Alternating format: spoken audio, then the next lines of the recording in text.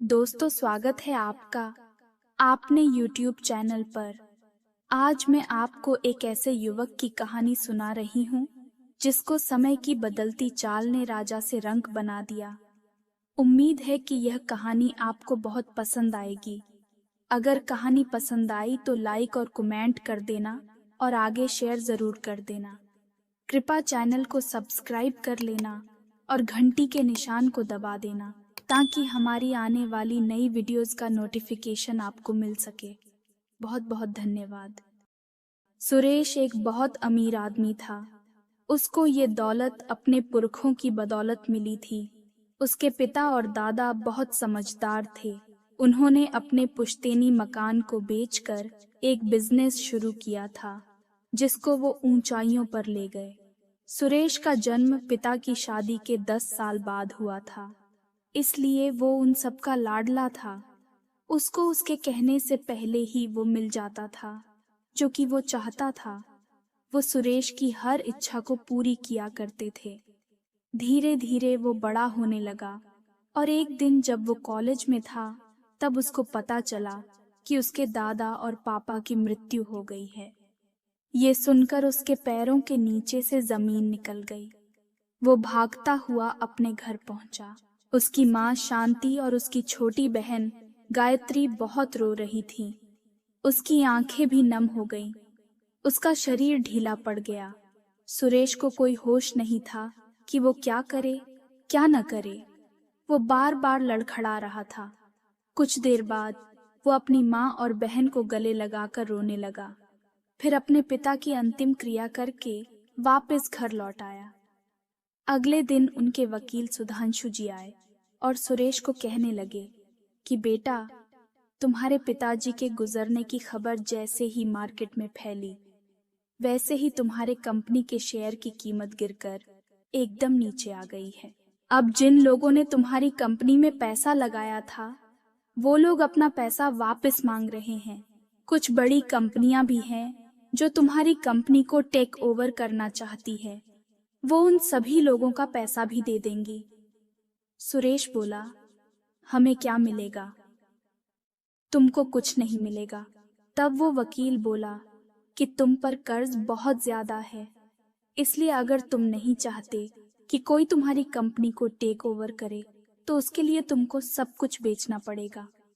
अपना घर, अपनी कार, यहाँ तक कि तुम्हारी ज्वेलरी भी।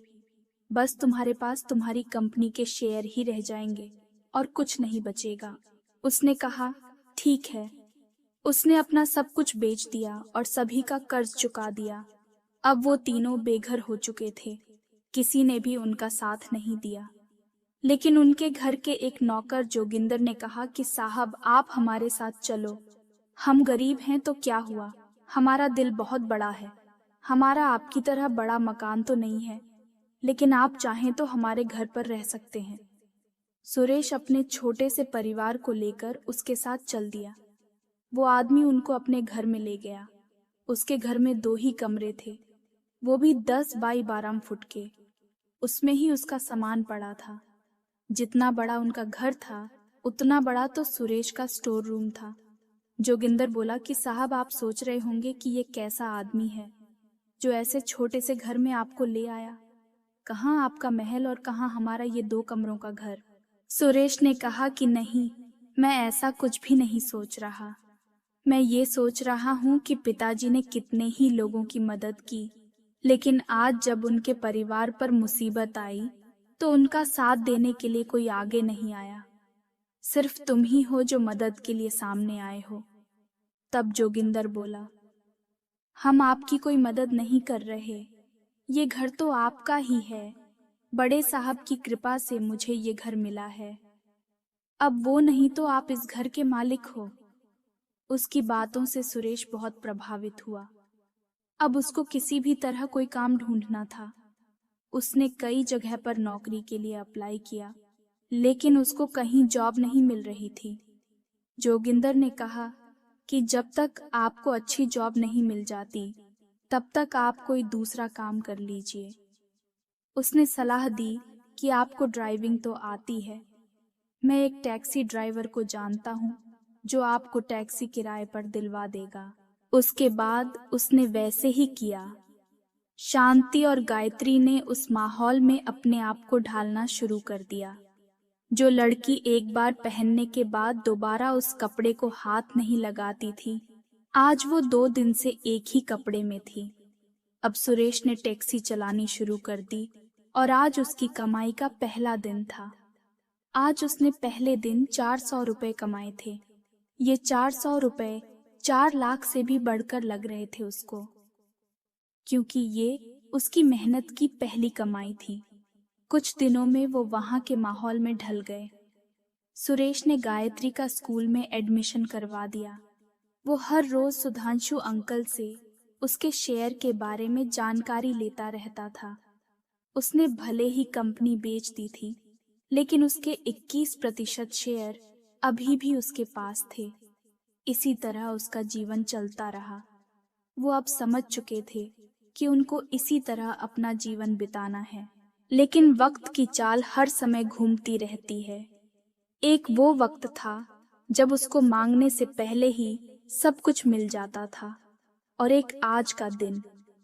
वक्त की चाल एक बार फिर से बदलने वाली थी। पता नहीं अब की बार वक्त उसको क्या दिखाने वाला था। आज उसको सुधांशु जी का फोन आया और उन्होंने तुरंत सुरेश को बुलाया। सुरेश ने सोचा कि उन्होंने इतनी जल्दी में मुझको क्यों बुलाया है।